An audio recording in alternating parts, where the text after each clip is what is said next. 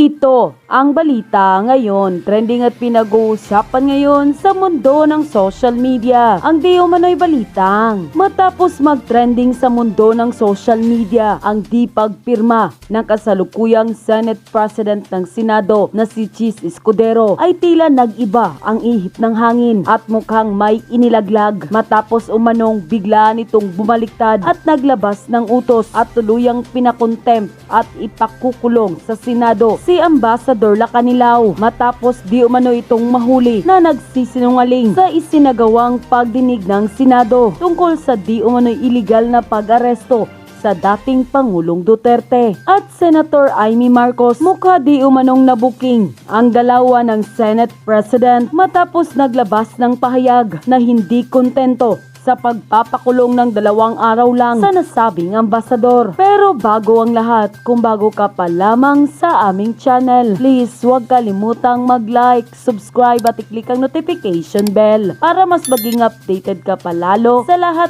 pa ng bagong video na i-upload namin. At eto na nga mga kababayan, nasa kustodiya na nga ng Senado si Ambassador Marcos Lacanilao batay sa inilabas na arrest order ng Senado. Ayon pa sa spokesperson ng Senado na si Attorney Arnel Banyas, kusang sumuko si Marcos Lacanilao matapos padalhan ng arrest order si Lacanilao sa utos ng Senate President na si Chis Escudero. Mananatili ang nasabing ambassador sa Senado sa loob ng 2 araw. Kung ating matatandaan, una nang pinakontempt ito ng Foreign Relations Committee sa pangunguna ni Senator Amy Marcos dahil sa umano'y pagsisinungaling sa issue ng pag-aresto sa dating Pangulong Duterte. Dahil sa due process, hindi agad siya ikinulong. Sa halip inisyuhan siya ng show cause order at nagpaliwanag kung bakit hindi siya dapat arestuhin dahil hindi niya nakumbinsi ang mga senador. Inisyuhan ito ng arrest order. Inatasan naman sila Lacanilao na humarap sa susunod na investigasyon ng Foreign Relations Committee patungkol sa di umano'y iligal na pag-aresto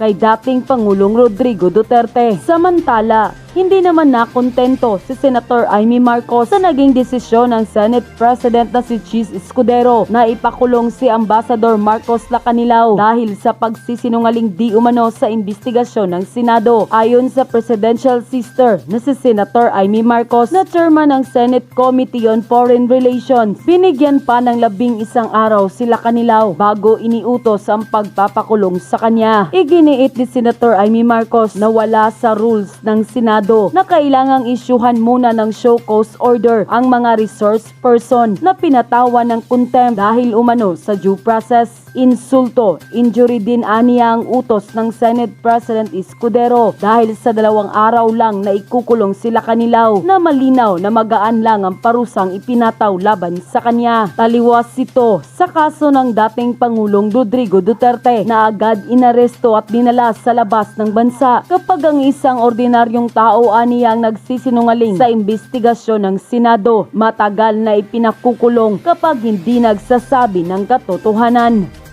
Marcos Jr. lagot na. Bibi Sara Duterte may matinding plano pala.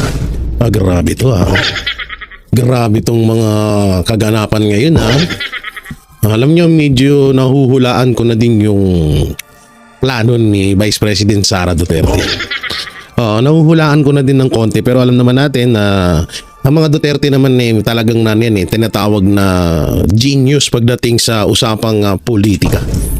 Na talagang winiwindang niya muna ang utak ng iba bago siya magbigay ng talagang saktong detalye sa kanyang plano. So ito, panoorin po natin full interview, Baby Sara.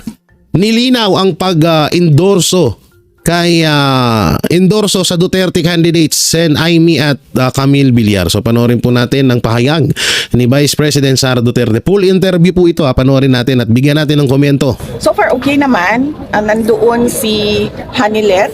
Umuwi na yung kapatid ko si Kitty dahil kailangan niya pumasok sa paaralan.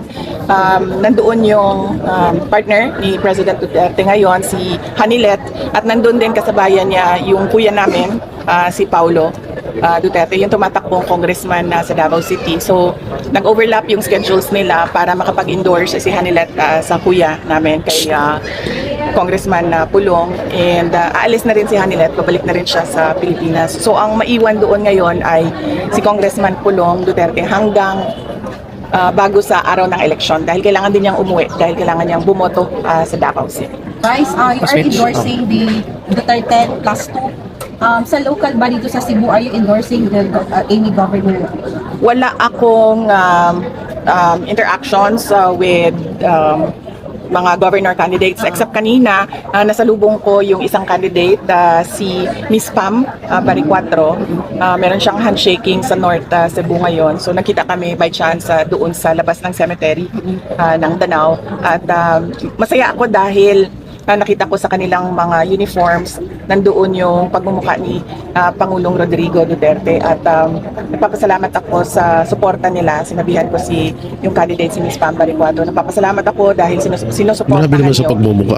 si Pangulong Duterte, at tumutulong sila sa panawagan na iuwi na ang ating dating Pangulo dito sa Pilipinas. But you are not officially endorsing her yet?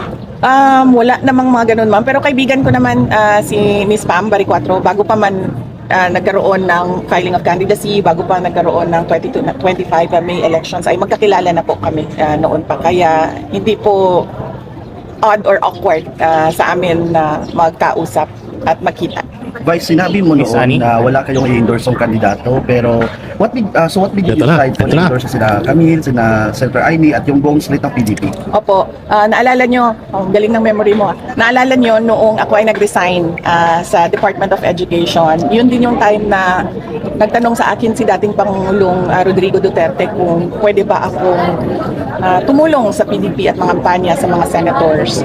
At yun din yung panahon na nagtanong din sa akin si Pangulong Marcos. Tinanong niya ako kung sasali ba daw sa alyansa ang hugpong ng pagbabago ang HNP, dahil noong 2022 ay syempre HNP, ako, and then magkatandem kami. So ibig sabihin nangingi din pala ng tulong si Marcos kay Vice President Sara Duterte para dito sa Alyansa Pilipinas. So siguro napaghalatanan ni Vice President Sara Duterte ng mga koruptong mga hayop na to. Kaya tinanggihan din. Okay. Ngayon lang natin nalaman to Sa elections. And silang dalawa, sinabihan ko na hindi muna ako sasali sa ngayong election dahil alam mo yung hindi naman maganda yung karanasan ko sa mga pagsama at pag-endorse ng mga candidates noon. Ngunit nagbago yung panahon dahil nangyari yung pagkuha sa ating dating Pangulo dito sa ating bansa, dinala doon sa The Hague. Pagdating namin doon sa The Hague, nagtanong na naman si Pangulong Duterte kung pwede ba daw ako tumulong sa senators, 10 senators ng partido niya dahil naiwan sila dito sa Pilipinas. At sinabi ko sa kanya na okay, since wala ka naman na doon sa Pilipinas, pwede akong tumulong sa 6 PDP candidates and 4 guest candidates ng Duterte. Palakpakan muna natin yun. Alam nyo, ito po yung inaantay namin na sana medyo naging atat lang kami.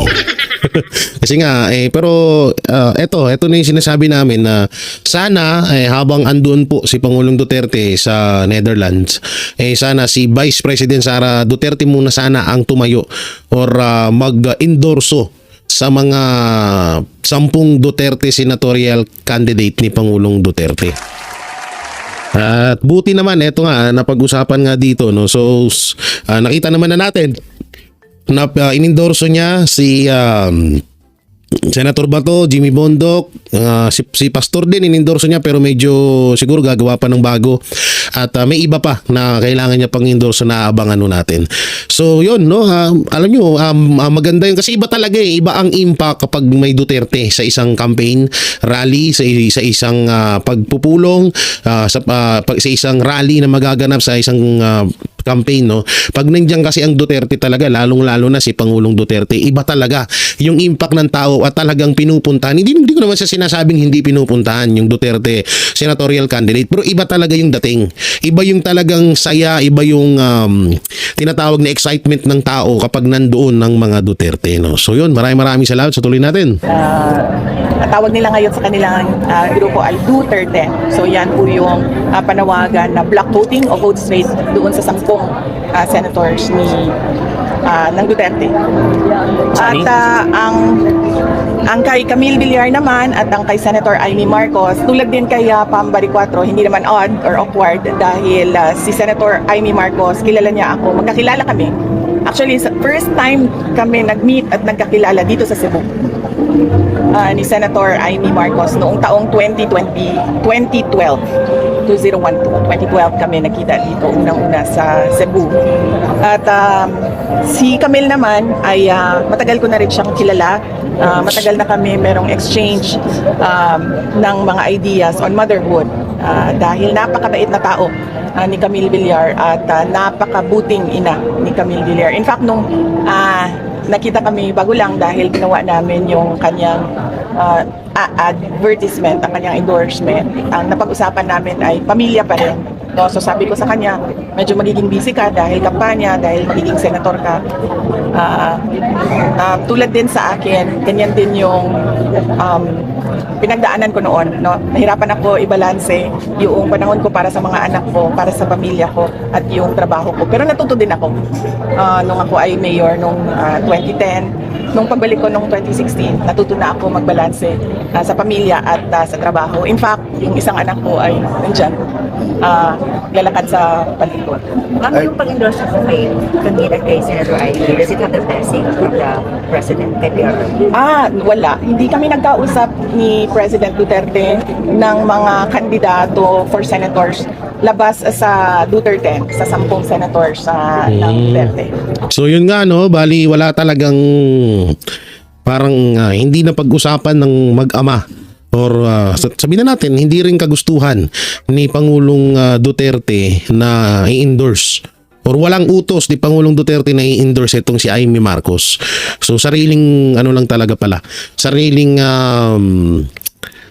idea lang yan or sariling plano ni Vice President Sara Duterte. So basta sa PDP laban lang tayo. Oo, bahala ang mga tao, basta ang importante, wag ho natin ipagpapalit ang 10 Duterte senatorial candidate sa mga ini-endorso or sa maaring i-endorso ng mga kandidato na galing sa alkansya bagoong Pilipinas. No, yun yung pinaka-importante na lang doon. Kasi na-endorse na ni Vice President Sara Duterte si Amy, pati si Camille. So ang gagawin na lang talaga namin dito ng mga sumusuporta at nagbabalita sa inyo na kung ano mang yung plano nyo, desisyon nyo yan, pero ang amin ay huwag nyo pong kakalimutan at huwag nyo hong babawasan ang 10 Duterte senatorial candidate. Yun na lang talaga dyan. No? So yun, narinig naman na natin yung opinion ni Vice President Sara Duterte. So tuloy pa natin, baka meron pa tayong ibang makuhang impormasyon. Vice, paano makakatulong itong endorsement mo sa ranking nila at sa pagtangkap ng mga tao? Naku, hindi ko alam. Sa totoo lang, hindi ko alam kung makakatulong ba yon sa kanilang candidacy. Pero yun ang obligation ko sa ngayon, nakiusap ang dating Pangulong Duterte para sa mga senators. At sinabi ko nga, kaibigan ko, si Senator Amy Marcos at si Senator Camille Villar. Kulang din naman kasi ng 2 kandidato yung 10 dahil as a voter, tayong lahat ay binigyan tayo ng right to vote for 12 senators. Ani? Maybe your business is also to endorse and campaign, considering that she is also a vote withdrawal. Sa ngayon, wala akong sinasalihang rallies. Ang ginagawa ko lang ay, madami akong ginagawa actually. Galing ako Samar, and then kahapon galing ako north ng sa Leyte, sa province of Leyte. Ang ginagawa ko unang-una, nagpapasalamat sa mga tao. Pero sana isa pang kahilingan at yan din siguro at yan din hindi pala siguro yan din ang nakikita ko sa mga comment section Kasi hindi naman mga trolls ang supporter ng mga Duterte.